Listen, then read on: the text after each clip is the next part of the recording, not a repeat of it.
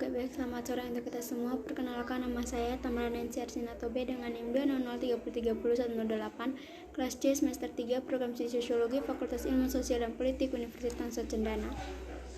Di sini saya akan presentasikan hasil makalah saya, Perubahan Sosial Budaya, buku yang ke-7 dengan judul Memutuskan Primitif Media Sosial. Selamat menyaksikan. Pada bagian yang pertama, kita akan membahas mengenai legenda dari ruang game.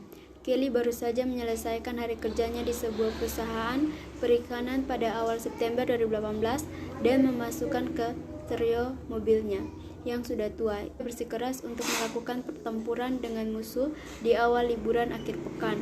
Ketika akhirnya mencapai pintu keluar kampung halamannya lebih dari 1 jam kemudian, ia berhenti untuk melakukan ritual mingguan.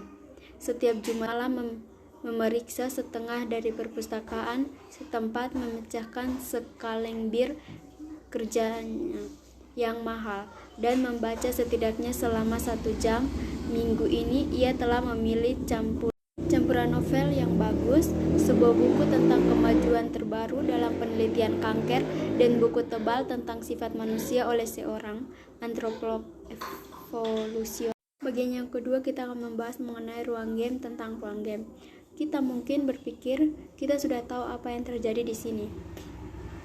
Terjebak dalam ruang game, situs media sosial memungkinkan seseorang untuk memilih jenis informasi tentang publik yang ingin mereka paparkan, atau memberi apa yang Justin Bieber makan untuk makanan malam tadi malam. Masalahnya adalah kebanyakan orang mencari informasi yang membuat pandangan mereka yang sudah ada sebelumnya. Kita terhubung dengan surat kabar, pakar, atau website yang berbagai pandangan dunia kami.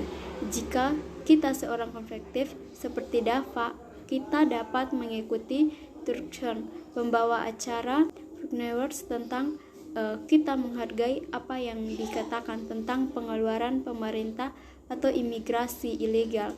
Dan jika ada seorang liberal progresif, kita dapat melihat Don Lemon dari CNN karena kita hargai postingannya yang sering tentang masalah yang ada, pedulikan rasial dan kesetaraan mungkin, atau perubahan iklan. Masalahnya menurut cerita adalah kemampuan kita untuk memilih apa yang ingin kita lihat menjebak kita di dalam ruang gamenya, menciptakan semacam miopia sementara kita terpapar informasi dari pihak kita, sementara berpikir bahwa sistem kepercayaan kita adil, rasional, dan jujur. Ketika kita ditarik lebih dalam ke dalam jaringan yang hanya mencakup orang-orang yang berpikir sama, kita mulai kehilangan perspektif.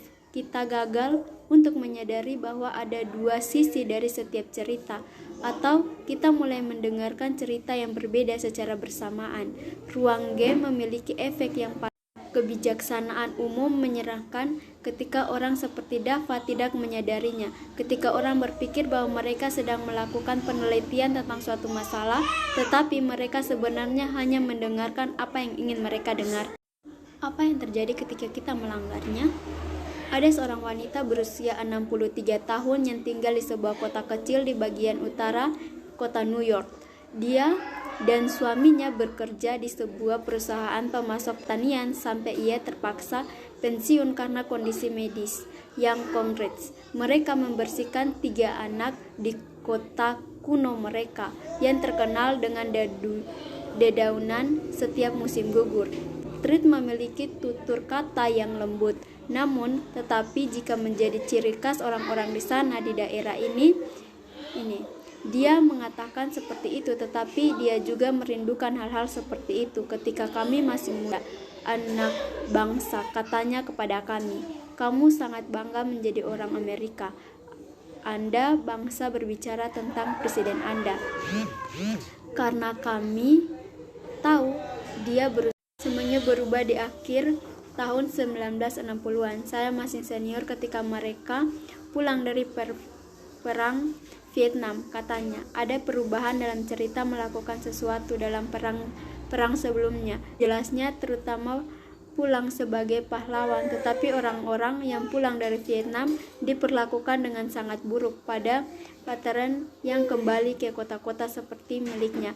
Sangat terpukul oleh gangguan stres pasca utama dan berjuang keras untuk mendapatkan pekerjaan. Dalam pandangan Patri, para veteran Perang Vietnam juga kembali ke negara yang berbeda. Konflik tersebut memiliki efek radikal pada banyak orang yang di sekitarnya. Beberapa orang untuk menjadi panutan keadilan sosial dan yang neokonservatif yang percaya pada perdagangan melalui kekuatan. Yang berikut kita akan membahas mengenai prisma media sosial. Salah satu psikologi sosial terkemuka di dunia berjalan melewati hutan mencari lokasi yang ideal untuk memulai kebakaran hutan. Sementara banyak orang sesamanya melakukan penelitian hampir pada tikus laboratorium.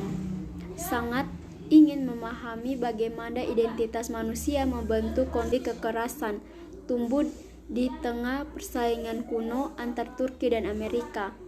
Ingin tahu bagaimana sekelompok orang dapat mengembangkan perdebatan yang sulit dipecahkan bahkan ketika mereka sangat mirip.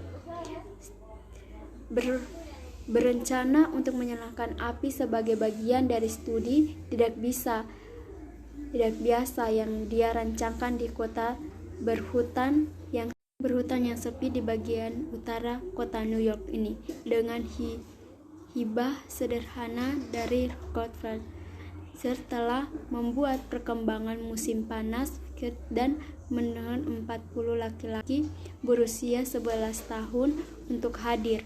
Anak laki-laki itu dipilih agar mirip satu sama lain. Sebisa mungkin mereka semua berkulit putih dan Protestan. Mereka berusia hampir sama tanpa ciri-ciri psikologis yang abnormal. Tak satu pun dari anak-anak laki-laki itu saling mengenal sebelum percobaan. Rencana adalah mengizinkan anak laki-laki untuk berorientasi dan berteman satu sama lain, tetapi kemudian secara acak menugaskan mereka ke tim yang akan bersaing dengan serang. Setelah anak laki-laki secara sewenang-wenang ditugaskan untuk menjadi atau prediksi keberadaan identitas kolektif saja akan membuat mereka mengembangkan permusuhan satu sama lain.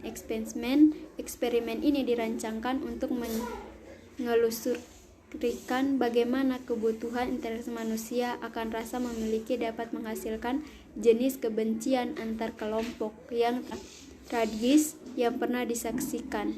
Sebagai seorang anak, tetapi Swift salah satu, meskipun menjadi Peyton dan anak laki-laki ini terus bermain bersama secara damai. Kebanyakan menghabiskan identitas yang ditugaskan kepada mereka dalam upaya tergesa-gesa untuk menyelesaikan eksperimen yang ia rancangkan selama bertahun-tahun. Menginstruksikan dua sistem penelitian untuk menyelinap ke tenda para pekemah musim panas untuk mencuri beberapa barang milik mereka.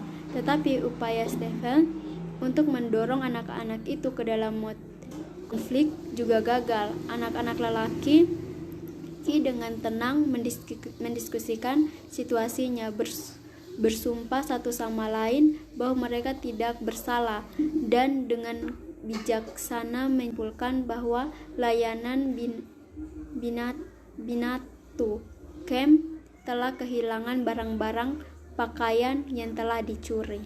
Ya, mungkin itu yang bisa saya presentasikan. Sekian, terima kasih. Sampai jumpa di video selanjutnya. Bye-bye.